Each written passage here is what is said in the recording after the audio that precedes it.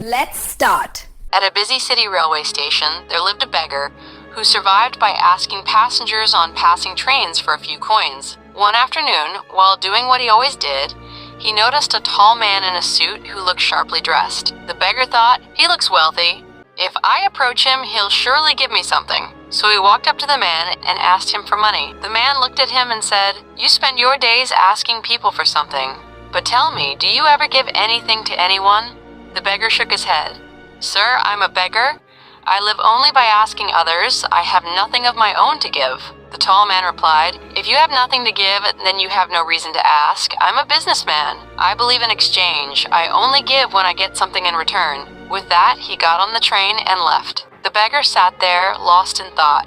The man's words had really hit him. Maybe I never receive much because I offer nothing in return, but what can I give? I have nothing. For 2 days, that question kept weighing on his mind, yet he found no answer. On the third day, while sitting near the station platform, he noticed a few flowers blooming on the shrubs nearby. An idea slowly began to form. Why don't I give people flowers in return for their kindness? He liked the thought.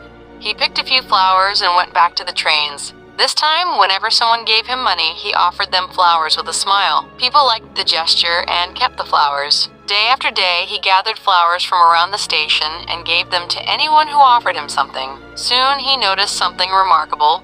More people were now giving him money than ever before. As long as he had flowers in his hands, the money kept coming. But once the flowers were gone, so was the generosity. One day, while moving through a train, he spotted the same tall man, the one who had unknowingly changed his thinking. He rushed to him and said, "Sir, today I have something to offer. If you give me something, I'll give you flowers in return." The man handed him some money, and the beggar gave him a few flowers. The tall man smiled and said, "Wonderful. Today you've become a businessman, just like me." He stepped off the train, but his words stayed with the beggar.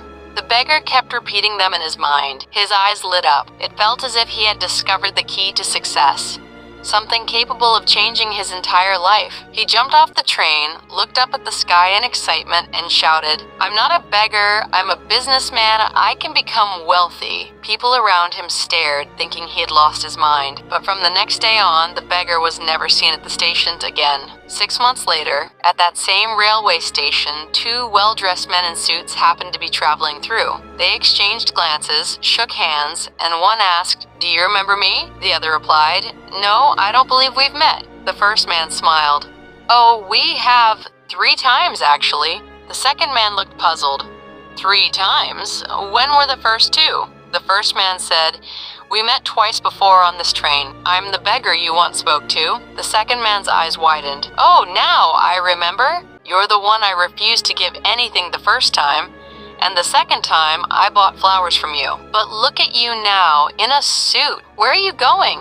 What do you do now?" The man answered proudly, "Yes, I was that beggar, but today I'm a successful flower seller, traveling to another city for business." After a moment, he added, "During our first meeting, you taught me a simple rule of nature.